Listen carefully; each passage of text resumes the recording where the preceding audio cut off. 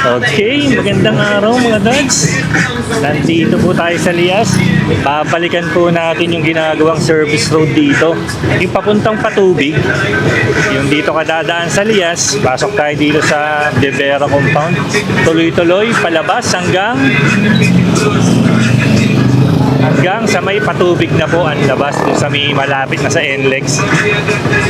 Okay, ligo kaliwa po tayo dito.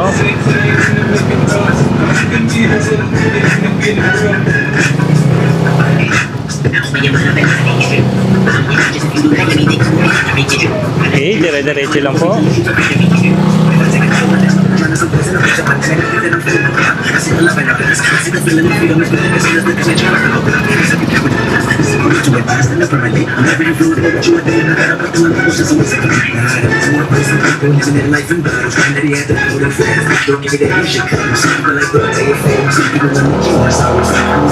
Ayan, pagkaliwa po noon, dire-diretso lang po. Kasi ito po, medyo sumikip, papasikip ang kalsada. Kumbaga, pag dito ka dadaan or pagtapos na, magbibigayan na lang po kayo. Pakiramdaman na lang po. Or patigasan na lang po kung sino po ang hindi magbibigay. Yan po, tapos ito naman, pagka nadadaan ka sa NLEX, tapos nakakita mo yung Petron Marilao, ito po yung likod nun. Yung mga pumapasok po, dito po sila yun, yung mga workers, mga employee, dito po sila dumadaan.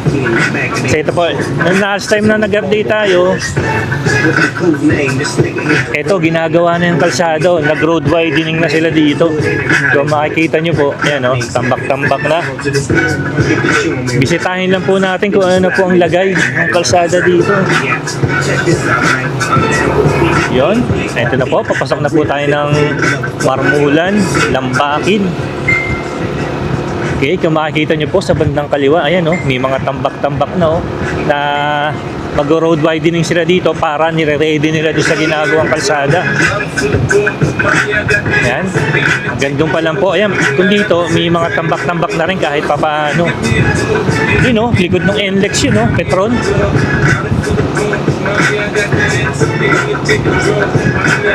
Ayan, dire-diretso pa lang din po ta. Dito, may ang dami na rin tambak.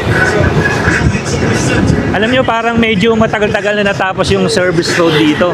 Sementado na siya, pero hindi natin alam kung bakit hindi pa siya ino-open. Ito kaya ang isa sa mga dahilan, itong nasa kaliwang bahagi natin. Gagawin muna ba yung kalsada na yan bago i-open bago i-open yung service road na to. Yan, tapos pag, di ba, dire-diretso, kakaliwa po kayo dito. Yan. Nakakapanibago, dati open na open po yan. Ngayon, ang dami ng naipatayo.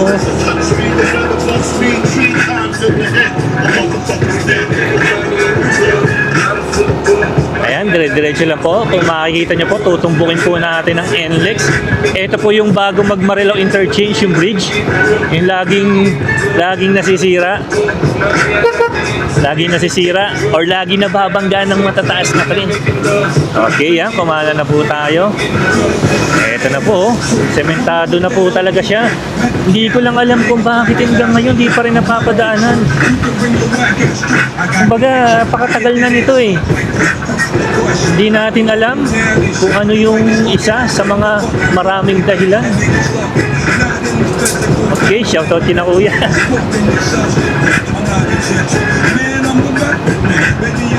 Ayan, uy.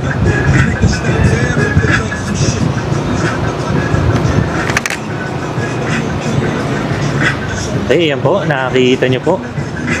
Ayan na po, andito na po tayo sa bridge. Ayan po, ito na po yung tulay ng, ayan.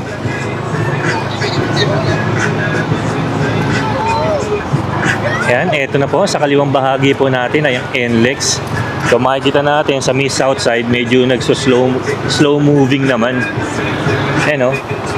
Ito yung nakaperwisyo ito nung nakaraan, nung buwan ba yun? Ayan. Ay, mamumotor natin, maaabot natin hanggang hanggang kaduluduluhan niya. Nakikita niyo pong mga sasakyan na nandyan. Ano na po yan? Ang lugar na po niyan is patubig na po yan. Yan, oh.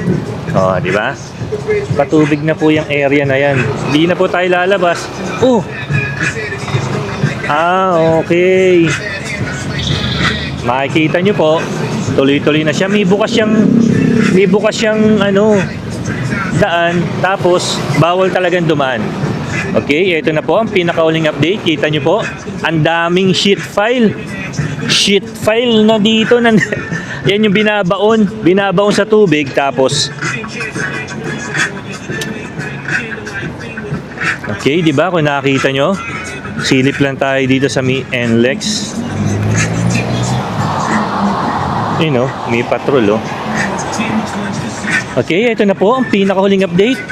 Bali, hindi pa rin siya. Connected na siya. Kumbaga, mayroon pa rin kaprasong hindi nasesementohan, pero hindi pa rin talaga napapadaanan. Hindi natin alam kung bakit. Ang makakasagot lang yan ang mga nasa barangay or ang mga LGU ng Marilao. Playback to, okay. Okay, eto na po.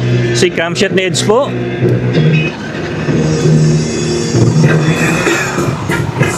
Okay, balik na po tayo. Nakakita nyo po ang pinakahuling update dito sa service road na mula sa Lias papuntang Patubig. Ang labas mo na po, Patubig.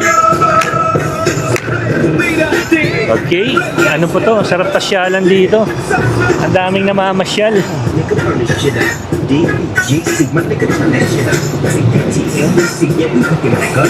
Okay, kaya na po Ito na po ang update natin. Sana naman pagbalik natin dito nadadaanan ito. Alam nyo, malaking tulong po kasi talaga to. Dahil lalo na pagka nag-uulan, kasi yung Lias sa may papuntang SM, Marilao, yung kalsada doon, baha agad doon pagka umulan lang ng hindi kalakasan or siguro tuloy-tuloy na ulan, nagbabaha agad. Kung magkakaroon nito, mayroong alternate route papunta ng Patubig, Barangay Patubig, tapos pwede ka nang makalabas ng NLEX. Di ba? Ayan.